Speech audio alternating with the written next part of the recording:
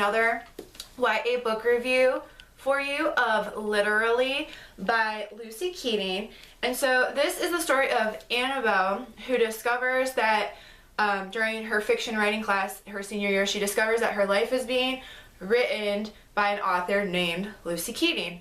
And basically the main focus of the story is this love triangle, because Lucy creates the perfect guy for Annabelle, who's very like OCD type A, and Annabelle's feelings for her brother's best friend who's been in her life for like ever, and he's not perfect for her. So a little love triangle ensues, and it's also about Annabelle's struggle to get control of her life from Lucy Keating, because she thinks, well, you don't know what's best for me. And it's a very cute story. I really liked Lucy Keating's debut novel, Dreamology, last summer. That was the premise of a boy coming to like reality from this girl's dreams. So that was a really cute story, and I'll put that video at the end of this one if you'd like to see the review of that. Overall, I liked this book. It was quick, it's enjoyable, it's what I call kind of like a fluffy read. You know, it's not super thought-provoking. It doesn't require a lot of you know, emotional stuff or thinking on the reader's behalf. But some things kind of missed the mark. I loved Annabelle. I really liked Elliot. I thought was a really developed character. Just like his personality and the way he came across, I really liked him as a character. It was awkward, and I've seen this in other reviews on Goodreads, it was kind of awkward how Lucy Keating put herself in the story.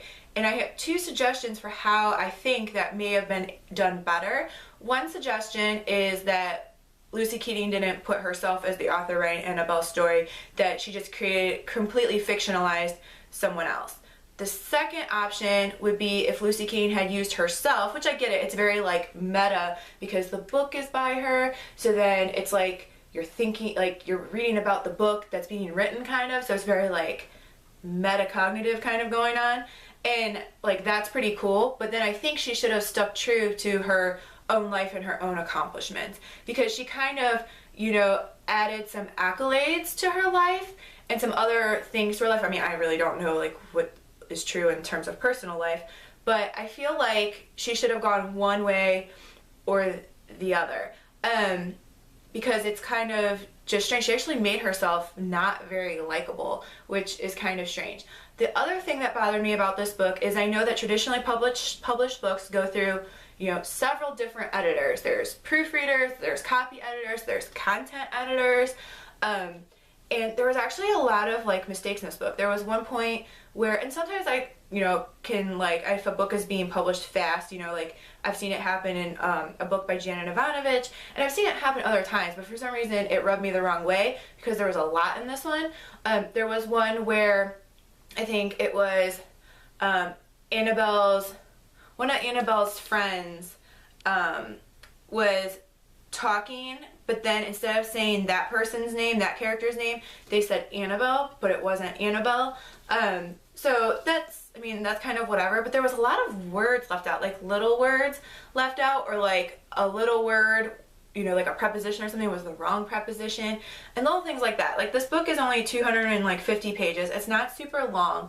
So I was kind of surprised that, you know, I don't know if it was a fast publication, but if it's being looked at by 3 editors, really, there should not be more than like 1 or 2 like human errors. I get that we're all human. You know, I edit my books. I have other people edit my books. I totally get it. But like, if it's at a major publishing house, I feel like there shouldn't be more than a couple errors. And there was kind of a lot of errors in this book considering how short it was. So that kind of bothered me, and I know that is nothing on the author. That's on the people who are working on her book.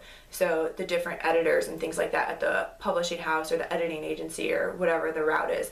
So that's not really a criticism on Lucy Keating's behalf at all. That's a criticism on the publisher of this book. So it was a cute story. I mean, I wouldn't go in reading it thinking it's going to like shake your world. It's a cute premise. I love the idea. Like I said, I like that it's very meta. You know, it slightly missed the mark. It had a really cool premise, and it just didn't quite get there. But overall, like, it was an enjoyable read, especially for summertime, when maybe you want something that I call it like brain out. You know, you want a brain out kind of read that doesn't take a lot of emotion, doesn't take a lot of thinking or questioning or anything like that. So for me, this is 3.5 stars on Goodreads. I gave it 3 because it's not quite a 4-star read for me. I really did enjoy Dreamology though, so I will put, like I said, that video review at the end of this one. And that's all I have for you today. In the meanwhile, happy reading and happy reading.